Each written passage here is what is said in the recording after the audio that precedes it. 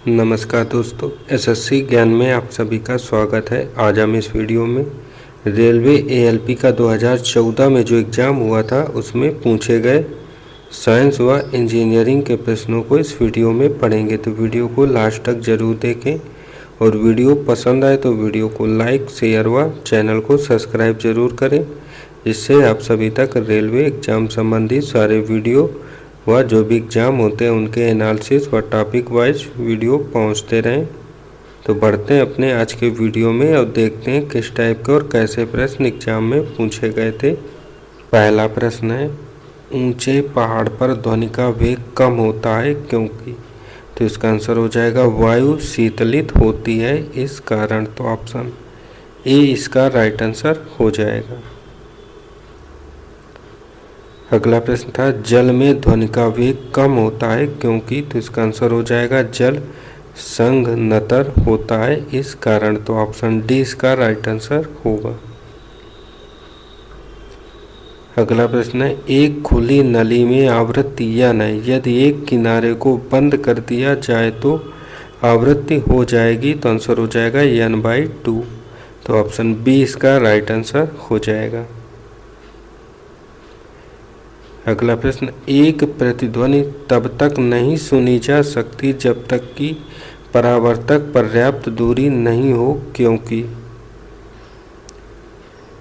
तो आंसर हो जाएगा परावर्तित ध्वनि की तीव्रता ह्रास होती है इस कारण। तो ऑप्शन डी इसका राइट आंसर होगा। अगला प्रश्न था, एक बिंब एवं एफ फोकस दूरी वाला एक उत्तल लेंस से बना हुआ प्रतिबिंब के बीच की दूरी हमेशा होगी। तो आंसर हो जाएगा 4f अथवा उससे अधिक होती है। तो ऑप्शन सी इसका राइट आंसर हो जाएगा। अगला प्रश्न था, यदि 1 न्यूटन का एक बल एक 500 ग्राम द्रव्यमान पर कार्य करता है तो त्वरण होगा। तो यहाँ पे फार्मूला लगेगा F बराबर ma, जहाँ पर बल F का मान 1 न्यूटन हो जाएगा और द्रव्यमान m का मान जो है 500 ग्राम। यहाँ से त्वरण निकल आएगा 2 मीटर प्रति सेकंड स्क्वायर। तो ऑप्शन सी इसका राइट आंसर हो जाएगा। अगला प्रश्न पूछा था, एक छाया की उत्पत्ति यह प्रमाणित करती है कि? आंसर हो जाएगा प्रकाश एक सरल रेखा में गमन करती है। तो ऑप्शन ए इसका राइट आंसर हो जाएगा।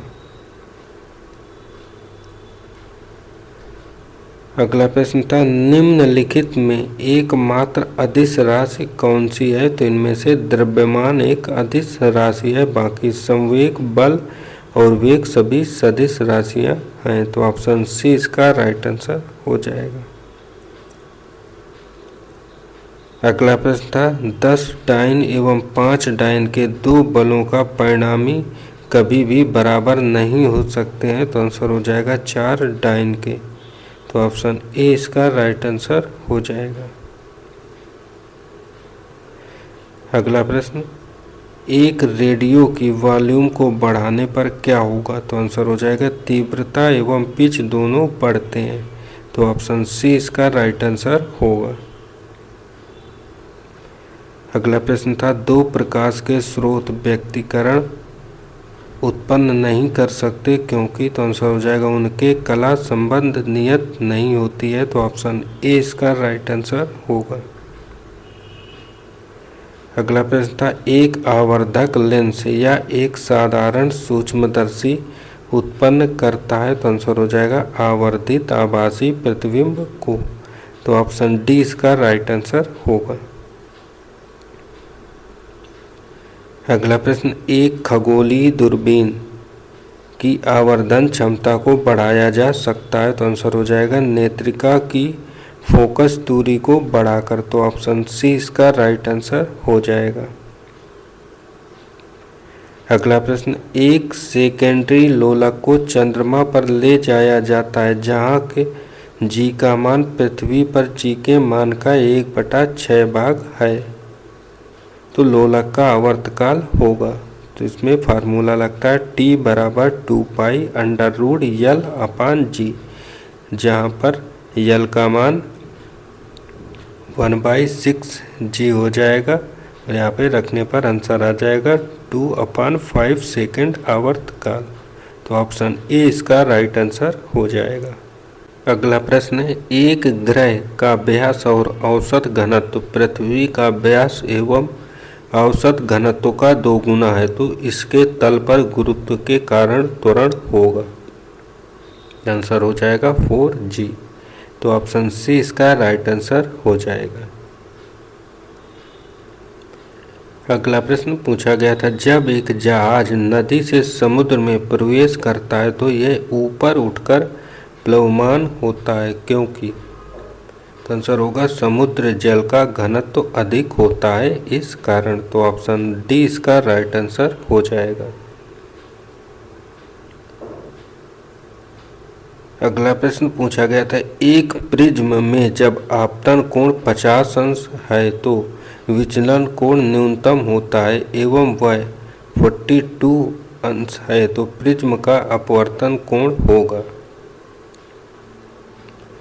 तो इसका आंसर हो जाएगा 58 अंश क्योंकि इसका फार्मूला होता है अपवर्तन कोण बराबर 2i माइनस ए।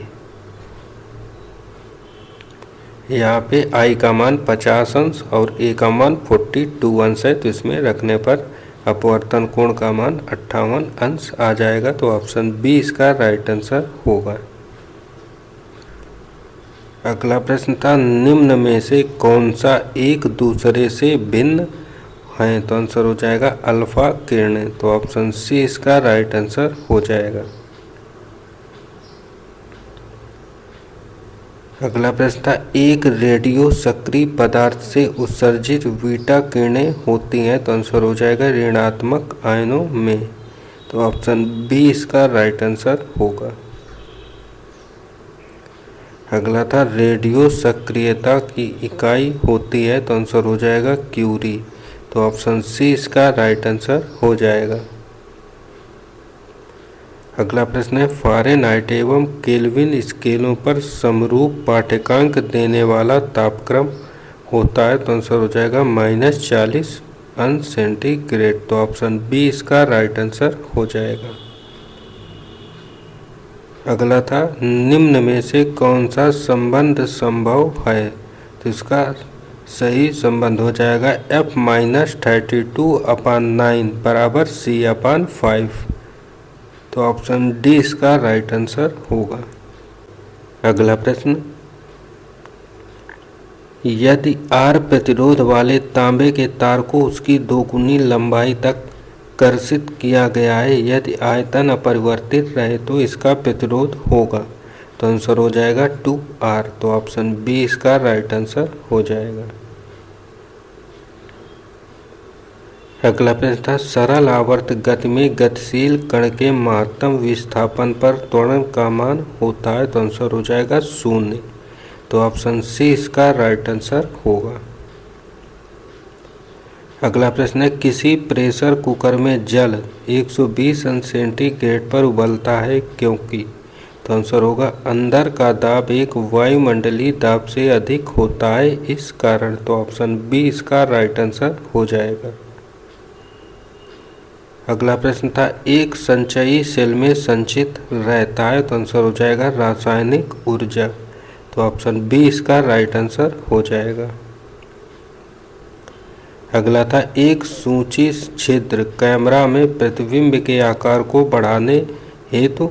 तो आंसर हो जाएगा बिंब को निकटतर लाया जाना चाहिए। तो ऑप्शन सी इसका राइट आंसर हो जाएगा।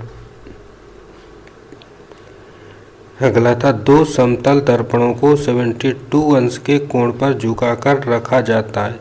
एक बिंब को उनके परावर्तन पृष्ठों के बीच रखे जाने पर बने प्रतिबिंबों की संख्या क्या होगी। तो इसमें जो फार्मूला लगेगा ये पहले यन का मान निकाला जाएगा। यन बराबर 360/72 अंश, जिससे यन का मान आ जाएगा 5।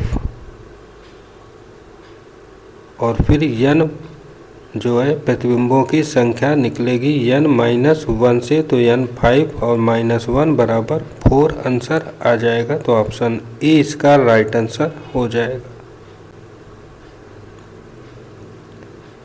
अगला प्रश्न था, एक अवतल दर्पण के लिए जब बिंब दूरी 20 सेंटीमीटर होती है तो प्रतिबिंब दूरी 30 सेंटीमीटर, वह बिंब दूरी जिसके लिए प्रतिबिंब दूरी बराबर होगी, तो यहाँ पर फार्मूला लगेगा 1/f बराबर 1/u प्लस 1/v। यहाँ से f का मान जब निकल आएगा तो प्रतिबिंब की दूरी c बराबर 2f फार्मूला होता है। यहाँ पर f का मान रख के प्रतिबिंब की दूरी c का मान 24 सेंटीमीटर आ जाएगा। तो ऑप्शन ए इसका राइट आंसर होगा। अगला प्रश्न, यदि एक लौह निकेल ताप वैद्युत युग्म से होकर एक ही धारा प्रवाहित किया जाए तो जिस संधि से होकर धारा लौह से निकल की ओर प्रवाहित होती है वह गर्म हो जाती है, यह किसके कारण होता है? तो आंसर हो जाएगा पेल्टियर प्रभाव के कारण होता है। तो ऑप्शन सी इसका राइट आंसर होगा। अगला प्रश्न, यदि कांच एवं पारद का आयतन विस्तार गुणांक बराबर हो तो पारद कांच नली थर्मामीटर में पारद होगा, तो आंसर हो जाएगा कार्य नहीं करता है। तो ऑप्शन ए इसका राइट आंसर हो जाएगा। अगला प्रश्न है, 27 अंश सेंटीग्रेड पर 1 लीटर गैस है, दाब स्थिर रहने पर जिस तापक्रम पर गैस का आयतन दोगुना हो जाएगा वह है, तो इसमें फार्मूला लगेगा V1/V2 बराबर T1/T2। यहाँ से आंसर हो जाएगा 327 अंश सेंटीग्रेड। तो ऑप्शन सी इसका राइट आंसर हो जाएगा।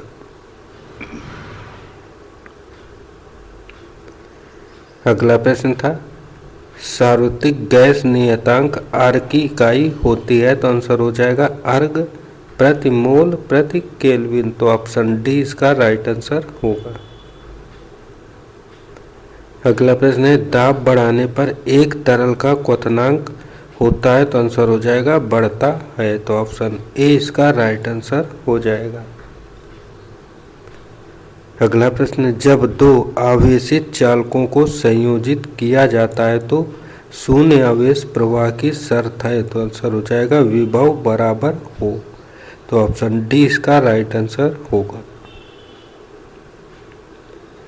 अगला प्रश्न है, 100 वाट और 200 वोल्ट वाली एक विद्युत स्त्री की तापन कुंडली का प्रतिरोध कितना होगा? तो यहाँ पे फार्मूला होता है P बराबर V²/R। यहाँ पर P का मान 1000 वाट और V का मान 200 वोल्ट है। यहाँ से R का मान आ जाएगा 40 ओम। तो ऑप्शन बी इसका राइट आंसर हो जाएगा। अगला प्रश्न है, 100 वाट और 220 वोल्ट वाली एक विद्युत बत्ती में विद्युत धारा होगी, तो फार्मूला होता है P बराबर VI। यहाँ पर P का मान 100 वाट और V का मान 220 वोल्ट है। यहाँ से I का मान आ जाएगा 5/11 एम्पियर। तो ऑप्शन सी इसका राइट आंसर हो जाएगा। अगला प्रश्न था, एनीमोमीटर से क्या मापा जाता है? तो आंसर हो जाएगा हवा की शक्ति तथा गति को मापते हैं। तो ऑप्शन बी इसका राइट आंसर होगा। अगला प्रश्न है, निम्न में से किस गैस से प्रदूषण नहीं होता है? तो आंसर हो जाएगा नाइट्रोजन गैस से। तो ऑप्शन डी इसका राइट आंसर होगा। अगला प्रश्न था, पुनः आवेशित होने वाली बैटरी में रासायनिक ऊर्जा को कौन सी ऊर्जा में परिवर्तित किया जाता है? तो आंसर हो जाएगा विद्युत ऊर्जा में। तो ऑप्शन ए इसका राइट आंसर होगा। अगला था, एक फर्मी में कितने मीटर होते हैं? तो आंसर हो जाएगा 10⁻⁻15 मीटर। तो ऑप्शन डी इसका राइट आंसर होगा। अगला प्रश्न था, यसाई पद्धति का प्रचलन कब से हुआ था? तो आंसर हो जाएगा 1971 ईस्वी से। तो ऑप्शन बी इसका राइट आंसर हो जाएगा। तो ये थे आज की शिफ्ट में पूछे गए सभी प्रश्न। अगर वीडियो पसंद आया हो तो वीडियो को लाइक शेयर व चैनल को सब्सक्राइब जरूर करें। मिलते हैं अपने अगले वीडियो में, तब तक के लिए नमस्कार, जय हिंद।